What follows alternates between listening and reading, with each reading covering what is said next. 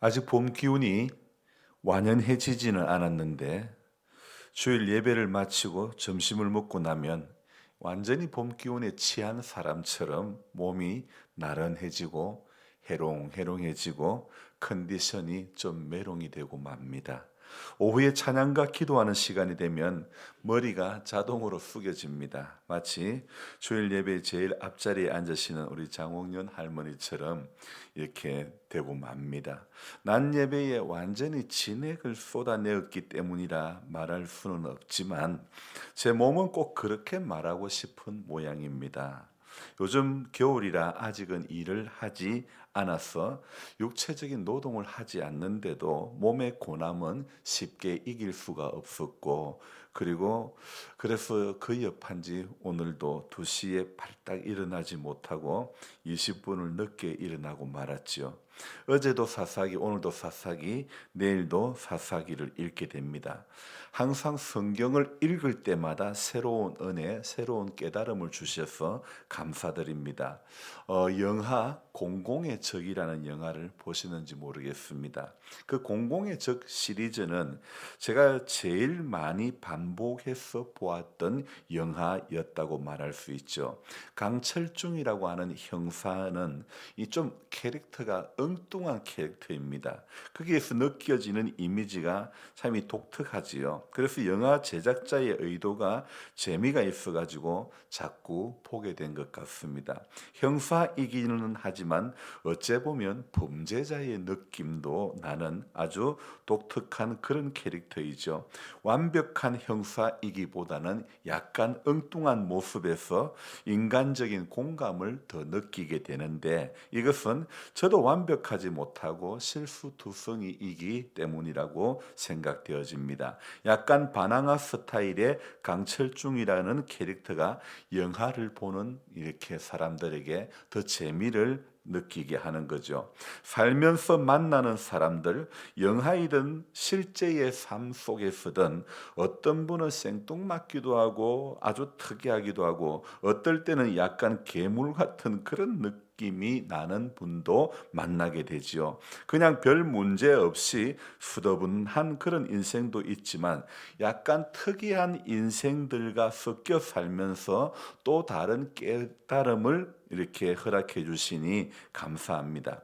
이 사사기에 나오는 주인공 사사들의 성향도요, 별 존재감이 없는, 그러면서도요 사사지만은 자식들만 줄줄이 사탕처럼 난 그런 사사가 있는가 하면, 영화 속의 주인공 마치 마동석이 한 덩치로 유명한 것처럼 아주 계력을 내는 삼손이라고 하는 그런 캐릭터도 참 재미가 있습니다. 오늘 새벽에 살펴볼 사사는 영화로 말한다면 좀 괴물과 같은 그런 역할을 하는 캐릭터라고 말할 수 있는데요. 오늘 이 사사기 9장에서 우리는 아비멜렉이라고 하는 사람을 알아보기를 원합니다. 우선 이 아비멜렉이라는 사람의 이름이 처음 등장한 곳이 어디냐면 우리 8장 30절부터 한번 돌아가 봅시다. 같이 읽어봅니다. 기드온이 아내가 많음으로 그의 몸에서 낳은 아들이 70명이었고 31절 세겜에 있는 그의 첩도 아들을 낳았으므로 그 이름을 아비멜렉이라 하였더라. 아비멜렉 이야기를 하려면 먼저 그의 아버지 기드온 이야기를 먼저 해야 오늘 이 아비멜렉의 이야기가 자연스럽게 연결이 되고 이해가 쉽게 되는 것입니다. 여러분, 그 아버지 기드온이죠. 기드온은 여룻바알이라고 하는 별명도 있었는데 아버지는 참 훌륭한 사사였습니다. 기드온 전에는 일부 다처제의 사사는 없었습니다. 하지만 기드온 이후로 야일, 압돈처럼 무엇을 했는지는 기록되지는 않았지만 자녀가 아들 30명, 딸 30명 이렇게 자녀가 많았다는 이런 기록 또한 볼 수가 있죠. 원래 이 사사의 역할이라는 것이 전쟁 시에는 전투, 평온 시에는 말씀 사역을 하기도 했죠. 하지만 이 기도원은요, 말년의 기도원은 어떻게 기록되어 있느냐 하면 집으로 돌아갔다. 그렇게 이야기합니다. 그러니까 그의 집에는요, 그가 이제 금고리를 얻어가지고 만든 에봇이 있었죠. 에봇이 있어가지고 사람들이 그 에봇 때문에 온 마을 사람들이, 동네 사람들이 에봇을 보려고 오는 것입니다. 그리고 이 기드온은 오늘 이 30절 8장 30절의 말씀에 보면요, 아내가 많음으로 그의 몸에서 낳은 아들이 70명이었더라. 여러분 상상이 됩니까? 도대체 70명을 어떻게 볼 수가 있습니까? 물론 부인이 또 많았겠죠, 그죠? 기드온이 아내가 많으므로. 얼마 전에 한 어떤 영상에서 이 부부가 아들, 딸 16명을 낳은 분이 있던데 줄줄이 세어보니까 참 과간이 아니더라고요. 평생 뭐 계속 애만 낳다가 볼 일을 다 본 것 같은데요. 이 기드온에 대한 소개를요, 오늘 본문은 기드온이 아내가 많음으로 그의 몸에서 난 아들이 70명이었고 이랬는데요. 사실 이 원문에는 기드온이 아들만 70명이었는데 이는 아내가 많았기 때문이라고 기록되어 있으며, 또 이것은 기드온이 성욕이 강했기 때문이라 말하기도 합니다. 미디안을 물리친 기드온은 탐욕, 성욕은 있었으나 왕이 되고자 하는 명예욕은 없었던 것, 권력욕은 없었던 것 같습니다. 그러나 노년에는 그렇지 않았던 것 같습니다. 아들 70명도 모자랐는지 오늘 31절 세겜에 있는 첩 이야기도 나옵니다. 그리고 이 첩을 통해서 또 아들을 낳습니다. 그 아들 이름이 무엇이라고요? 아비멜렉. 근데 이 아비멜렉은요, 그 이름의 뜻이 뭐냐면, 참 이 기드온이 그 명예욕, 권력욕이 없었던 것 같은데, 그런데 아들 이름을요 이렇게 지은 거예요. 아비멜렉은 나의 아버지는 왕이다. 그러면 기드온의 그 말년에 어떤 마음인지 우리는 알 수 있지 않겠습니까? 이것을 보면 노년에 명예욕, 권력욕도 생겼다, 이렇게 생각해 볼 수 있겠죠. 그래서 기드온이 이 말년에 탐욕과 성욕에 찌들은 것은 미디안과 싸울 때에는 하나님께 붙어 있었으나 전쟁 이후로 이 기드온은 하나님에게서 떨어져 자신의 용심을 따라 살았기 때문에 그는 최고의 사역자, 최고의 사사에서 최악의 사역자, 최악의 사사로 전락하고 마는 것입니다. 13만 5천 명의 연합군과 이 미디안 연합군과 하나님과 함께하는 기드온의 300명의 군사는요, 이게 권사님 잽이 됩니까? 13만 5천 명과 300명은 이거는 적수가 되지 않지 않습니까? 기드온이 강했어, 기드온이 머리가 좋았어가 아니라 하나님께서 강하셨기 때문입니다. 하나님 덕분에 잘 나가는 사람이 하나님 떠나서는 살 수가 없는 겁니다. 시작과 중간이 하나님께 붙어 있었던 분이 말년에 하나님께로부터 멀어지는 그 많은 그런 모습이죠.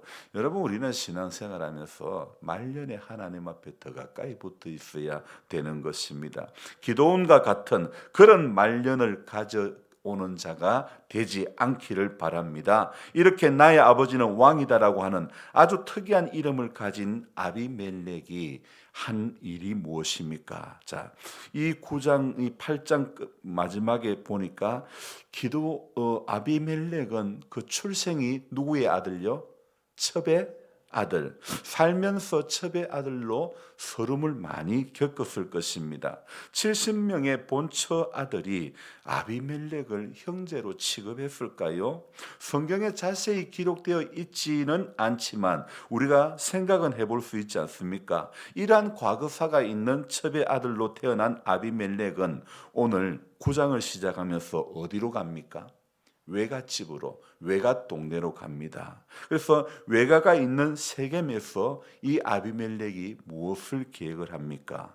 요즘 쉽게 말하면 쿠데타를 모의를 하는 것입니다. 같이 모여서 모의를 한 사람은 바로 그의 어머니들의 형제들이라고 1절에 말씀하고 있죠. 그는 첩의 아들이었지만 제법 연설도 잘했고 설득력도 있어 보입니다. 그래서 2절에 보니까 이 여룹바알의 아들 아비멜렉이 어떻게 이야기합니까? 같이 읽어봅니다. 청하노니 너희는 세겜에 있는 모든 사람들의 귀에 말하라.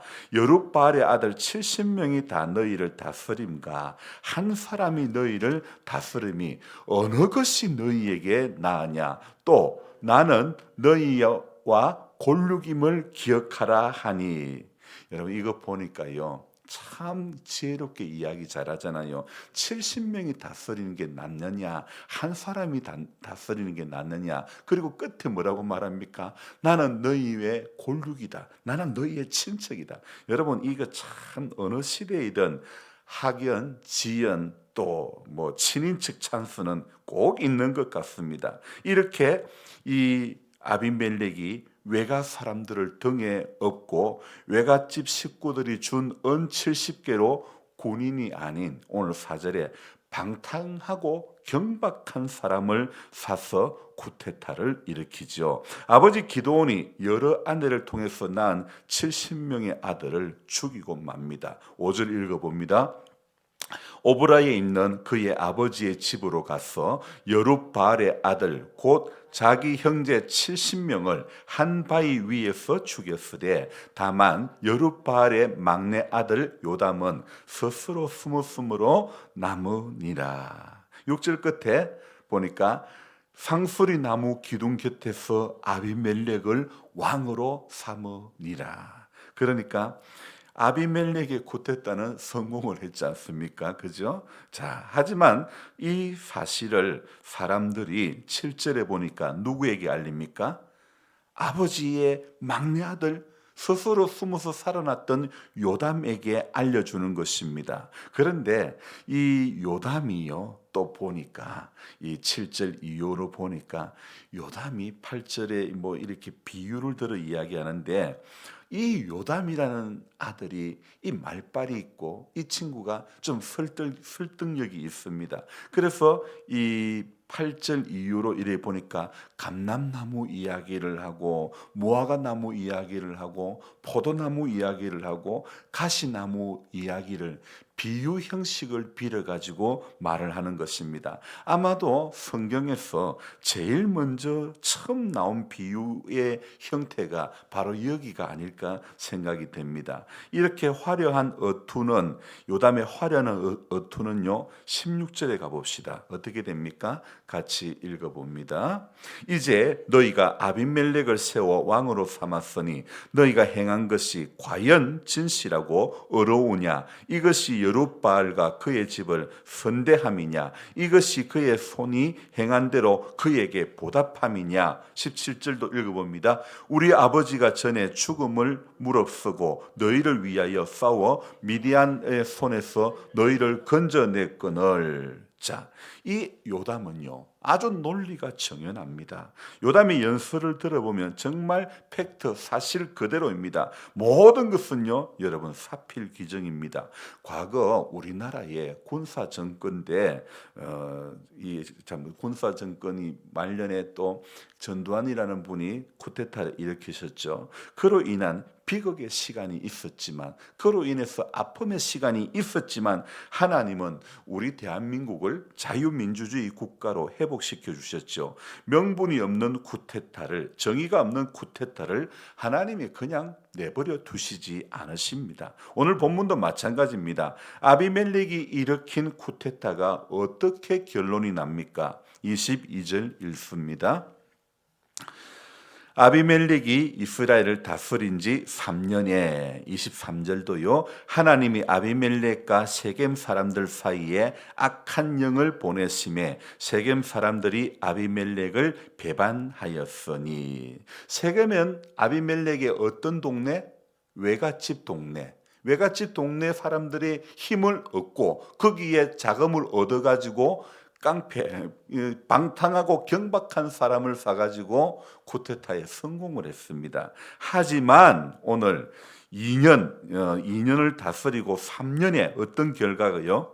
23절에 하나님이 아비멜렉과 세겜 사람들 사이에 무엇을 보냈어요?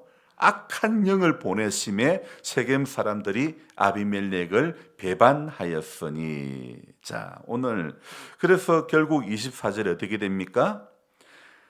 여룻바알의 아들 70명에게 저지른 포악한 일을 갚아버리시는 거예요. 결국 쿠데타의 주인공 이 괴물 아비멜렉은 53절에 가보면요, 데베스에서 여인이 맷돌 윗짝을 던졌는데 거기에 머리를 맞아 두개골이 깨뜨려지고 마는 것입니다. 바로 이것이 나의 아버지는 왕이다라고 이름했던 아비멜렉의 끝입니다. 우리는 오늘 사사기 9장에서 나오는 이 괴물 아비멜렉의 인생을 보면서 자기의 서름을 힘으로 되갚는 것, 옳지 않다는 것을 배우게 되지 않습니까? 인생의 서름은 한나처럼 버닌나가 공격할 때 버닌나는 아이를 숨푹 잘 낳으니까 한나를 얼마나 괴롭혔습니까? 그렇게 인생의 서름은 한나처럼 버닌나가 공격을 할 때 성전에 가서 기도하는 것으로 해결하는 것이지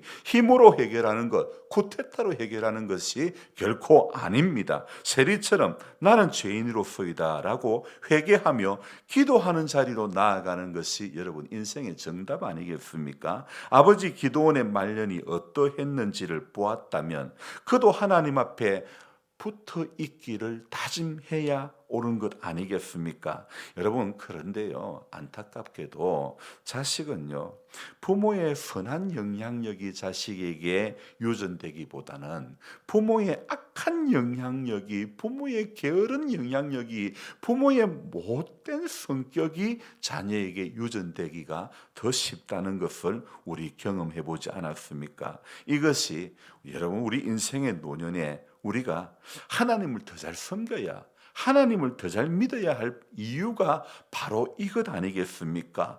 또 다른 괴물 자식 아비멜렉을 만들지 않으려면 우리가 노년에 하나님을 더 잘 믿어야 되는 것입니다. 노년에 더 영적인 욕심을 가져야 되는 것입니다. 오늘 기드온처럼 노년에 아내를 많이 얻어가지고 아들 70명을 낳고 그것도 모질해가지고 또 세겜의 첩을 얻어서 또 아들을 낳고, 참 사사들의 삶의 모습이 왜 이렇게 하나님께서 특별하게 이 왕정 시대와 또 여호수아 이 사이에서 이렇게 여호수아가 죽은 이후에 왕정 시대가 세워지기 전에 이 사사들이 정치를 하는 이 시기에 왜 이렇게 사람들이 이런 모습을 보일 수밖에 없었습니까? 자기 소견에 옳은 대로 행하는 이런 모습, 우리 시대, 우리 가운데서도, 우리 신앙 가운데서도 여전히 이것은 답습되고 있는 모습 아닐까요? 다시 한번 우리가 돌이켜야 됩니다. 부모의 선한 영향력보다 부모의 악한 영향력이 유전되기 쉽다는 것을 우리가 생각해 볼 때에 인생의 노년에 하나님 앞에 더 은혜의 보좌 앞에 담대히 나아가는 것, 더 제단불 붙잡고 기도하는 것, 그것만이 성도의 정로인 줄로 믿습니다. 믿음의 정로인 줄로 믿습니다. 그래서 우리 교회는 깨어서 기도하는 반열에 늘 서야 될 줄로 믿습니다. 기도하겠습니다. 좋으신 하나님 아버지, 고맙고 감사를 드립니다. 하나님께서 허락해 주신 귀한 이 한 날도 하나님, 우리가 왜 하나님을 잘 섬겨야 하는지, 노년에 하나님을 잘 믿어야 되는지, 여룻바알이라고 불렀던 별명이 있는 기드온의 노년의 삶을 보면서 또 그가 낳은 괴물 아들 아비멜렉을 보면서 하나님, 인생의 서름, 인생의 아픔은 어떤 힘으로 갚는 것이 아니라 인생의 서름은 기도하는 자리로 은혜 받는 것으로 하나님의 사람으로 온전해지려고 몸부림치고 애쓰는 그것에 있는 것이지, 힘을 힘으로 갚고 악을 악으로 갚는 것이 아니라 선으로 악을 이기고 그렇게 가는 것이 믿음의 사람이 나아가야 할 정로임을 우리가 알기를 원합니다. 그래서 하나님 아버지, 인생의 서름은 버린나와 같이 한나를 공격해와도 한나는 성전에 가서 기도하지 않았습니까?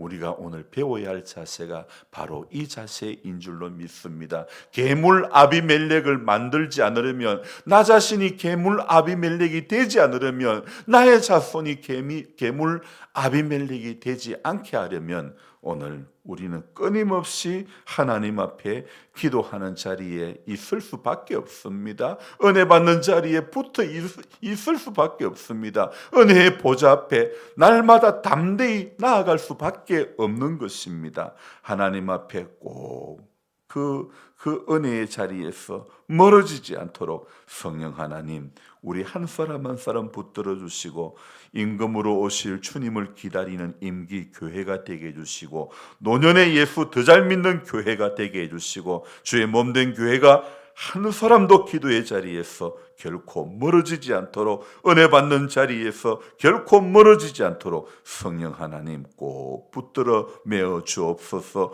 우리가 즐겨 부르는 찬송의 가사처럼 주의 사랑의 줄로 나를 꼭 붙들어 주옵소서. 이 하루도 주와 동행하면서 상황은 어렵고 힘들고 육신은 아프고 힘이 없고 갈수록 약해진다 할지라도 하나님, 또 여호와를 앙망하는 자에게 독수리의 날개치며 그런 강건한 힘을 허락해 주실 줄로 믿고, 오늘 이 하루도 그 믿음으로 하나님 앞에 나아가게 하여 주옵소서. 하나님, 세상을 이기고 나를 이기게 해주시고, 이 땅에서 우리에게 남은 인생의 시간 가운데 사명을 주셨사오매 그 사명 충실히 감당하다가 아버지 부르실 때 영광의 나라에 들어가게 해 주옵소서. 예수님의 이름으로 감사하며 기도드리옵나이다. 아멘. 간절한 마음으로 주여 부르고 기도합니다. 주여, 주여, 주여. 아버지, 감사를 드립니다. 쓸데없는 우리들을 사랑해 주시고 택해 주시고 자녀 삼아 주시고, 하나님, 이 모양 저 모양으로 이른 비와 늦은 비에 은혜를 우리에게 허락해 주시고, 인생 가운데서 전능하신 하나님을 알게 해 주시고 예배하게 하시고 그분을